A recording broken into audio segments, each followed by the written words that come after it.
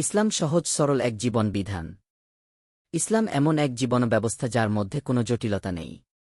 মানবতার আদর্শে প্রতিশ্রুতিবদ্ধ এ জীবন ব্যবস্থায় প্রতিটি মানুষের মৌলিক অধিকার স্বীকৃতি দেওয়া হয়। অন্যের অধিকারের প্রতি সম্মান দেওয়া হয়। সব ক্ষেত্রে সহজ সরল জীবনের শিক্ষা দেয় ইসলাম। যে জীবন হবে পবিত্র।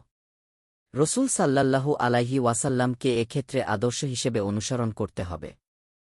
নবী সরলতাকে ঈমানের অংশ বলেছেন। তিনি অনুসারীদের সহজ সরল জীবনযাপনের শিক্ষা দিয়েছেন। আবু উমামা রাদিয়াল্লাহু আনহু বর্ণিত হাদিসে মহানবী ইরশাদ করেছেন, নিঃসন্দেহে সরলতা ঈমানের অংশ। ইসলামী বিশ্বাস অনুযায়ী আদম ও হাওয়া থেকে সব মানুষের সৃষ্টি। যে কারণে এক মানুষের সঙ্গে অন্য মানুষের ভ্রাতৃত্বের সম্পর্ককে ইসলাম গুরুত্ব দিয়েছে। ইসলাম মনে করে প্রতিটি মানুষেরই উচিত অন্য মানুষের প্রতি সহানুভূতিশীল হওয়া। এমনকি যারা খাদেম তাদের সঙ্গেও ভ্রাতৃত্বপূর্ণ সম্পর্ক বজায় রাখা। নবী নিজেও তার খাদেমদের সঙ্গে দরদি আচরণ করতেন।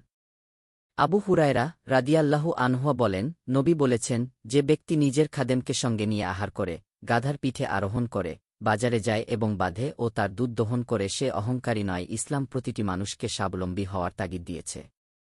নিজের কাজ নিজে করা উত্তম এ শিক্ষা দিয়েছেন নবী এবং তার সাহাবীরা। এমনকি নবীর প্রিয় জামাতা এবং ইসলামের চতুর্থ খলিফা হজরত আলী রাদিয়াল্লাহু আনহু নিজের সাংসারিক কাজের এক বড় অংশ নিজে করতেন। রাষ্ট্রের সর্বোচ্চ পদে অধিষ্ঠিত থাকার সময়ও হজরত আলী রাদিয়াল্লাহু আনহু আগের ৩ খলিফার মতো অতি সাধারণ জীবনযাপন করেছেন।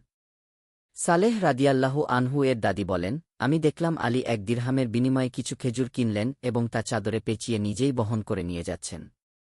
আমি তাকে বললাম, অথবা অন্য কেউ তাকে বলল, হে আমিরুল মোমিনিন, বোঝাটি আমাকে বহন করতে দিন। তিনি বলেন, না, সন্তানদের পিতাই বোঝা বহনের অধিক উপযুক্ত। আদাবুল মুফরাদ, নিজের কাজ নিজে করার মধ্যে কোনো গ্লানি নেই। বরং প্রতিটি মানুষের উচিত সব ক্ষেত্রে স্বাবলম্বী হওয়ার দৃষ্টান্ত রাখা। রসূলুল্লাহ সাল্লাল্লাহু আলাইহি ওয়াসাল্লাম শত ব্যস্ততার মধ্যেও সাংসারিক বিভিন্ন কাজে পরিবারের সদস্যদের সহায়তা করতেন।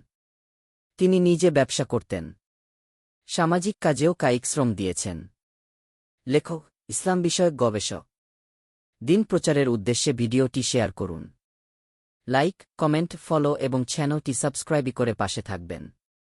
মহান আল্লাহ আপনাকে উত্তম যা দান করুক। আমিন।